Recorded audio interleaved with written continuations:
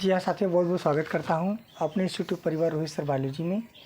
सभी लोग जल्दी जुड़ करके और ज़्यादा लोगों को तक शेयर कर दीजिए। उत्सर्जन का एक इम्पॉर्टेंट टॉपिक है उत्सर्जन के प्रकार। यानी आप जानते हैं कि सभी प्राणी अपने शरीर से गंदे पदार्थों को बाहर निकालते हैं और गंदे पदार्थ अधिकतर नाइट्रोजन युक्त होता है। यानी गंदे का मतलब क्या होता है, वे पदार्थ जिनका शरीर में कोई उपयोग नहीं होता है, या हम ऐसे भी कह सकते हैं कि पाचन के फलस्वरूप जो पदार्थ शरीर में उपस्थित होता है वे आपका उत्सर्जित पदार्थ कहलाता है और इन्हीं को बाहर निकालना उत्सर्जन कहलाता है, जिससे हमने पिछले वीडियो में कलुआ के बारे में समझाया था। अब सभी प्राणी अपने शरीर से कुछ न कुछ गंदे पदार्थ को बाहर निकालते हैं। आज हम चर्चा करेंगे कि कितने प्रकार से उत्सर्जित पदार्थों को बाहर निकालते हैं, या प्राणी कितने प्रकार के होते हैं और कौन कौन से गंदे पदार्थ शरीर से बाहर निकालते हैं। जो भी बोर्ड पे लिखा गया है पहले आप इसका स्क्रीनशॉट ले लीजिए। इसके बाद जब इसको हम समझा देंगे तो आप एक एक करके आप अपने नोट्स में लिख सकते हैं। चलिए शुरू करते हैं। उत्सर्जन के प्रकार अगर देखें तो उत्सर्जन का जो प्रकार होता है ये उत्सर्जित पदार्थों के आधार पे किया गया है। मतलब कि जो गंदे पदार्थ को बाहर निकालते हैं वो उत्सर्जित पदार्थ कितने प्रकार के होते हैं।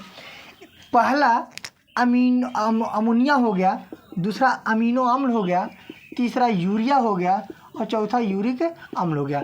अर्थात कि उत्सर्जित पदार्थ यहाँ पे 4 प्रकार से दिया गया है। हम ऐसे भी कह सकते हैं कि उत्सर्जित पदार्थ के आधार पर प्राणी 4 प्रकार के होते हैं। On the basis of excretory material there are 4 types of animal.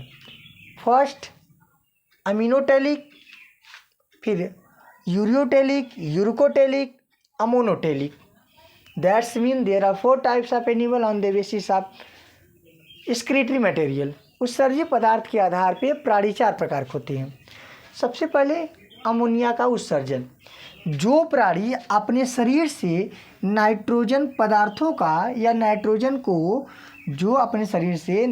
को अमोनिया के रूप में बाहर करते हैं, या वे प्राणी जो अपने शरीर से जो नाइट्रोजन युक्त पदार्थ होता है उसे अमोनिया के रूप में बाहर निकालता है, तो ऐसे प्राणी को हम लोग क्या बोलते हैं, जो अपने शरीर से नाइट्रोजन युक्त पदार्थ को किस रूप में बाहर निकालता है, अमोनिया के रूप में। तो ऐसे प्राणी को हम अमोनोटेलिक कहते हैं। जो अपने शरीर से उत्सर्जित पदार्थ को या गंदे पदार्थ को या नाइट्रोजन युक्त पदार्थ को अमोनिया के रूप में बाहर करता है उसे अमोनोटेलिक प्राणी कहते हैं।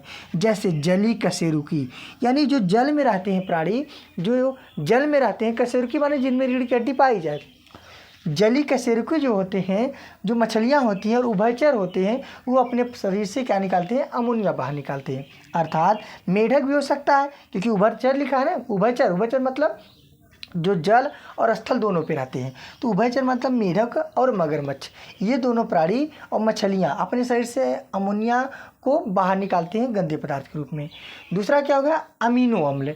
तो अमीनो अम्ल का मतलब क्या हो गया कि ऐसे प्राणी जो अपने शरीर से क्या निकालते हो, अमीनो अम्ल निकालते हो, ऐसे प्राणी को अमीनोटेलिक प्राणी कहते हैं। जो अमोनिया को निकालता है तो उसे अमोनोटेलिक, और जो अमीनो अम्ल को बाहर निकालता है उसे अमीनोटेलिक कहते हैं। उदाहरण सीपी, घोंघा, इकाइनोडर्मेटा। सीपी और घोंघा होगा और इकाइनोडर्मेटा के अंतर्गत जितने भी प्राणी आएंगे सब अपने शरीर से क्या निकालेंगे, अमीनो अम्ल बाहर निकालेंगे। तीसरे नंबर पर आता है यूरिया का उत्सर्जन। यानी जो प्राणी अपने शरीर से नाइट्रोजन युक्त गंदे पदार्थ को यूरिया के रूप में बाहर निकालता है उसे हम क्या कहते हैं, यूरियोटेलिक कहते हैं।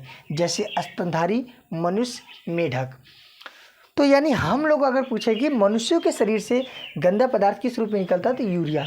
और यही अगर पूछ ले कि यूरिया का फॉर्मेशन कहाँ होता है, यानी यूरिया कहाँ बनता है, तो यकृत में बनता है।